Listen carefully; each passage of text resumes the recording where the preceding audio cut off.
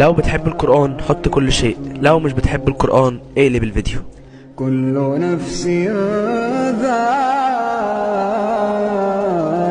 الموت ثم